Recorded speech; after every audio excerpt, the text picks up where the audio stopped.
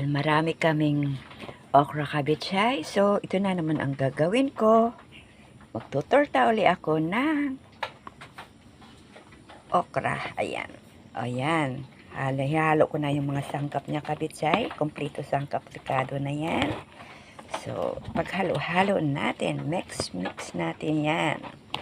Hanggang na magkaroon siya ng katas. Na-mix ko na siya. Ano mo kabitsay, malapot na siya. Yan, ready to cook na yan. I-prepare ko na yung kawali. Ayan, ready na siya kabitsay. Ayan.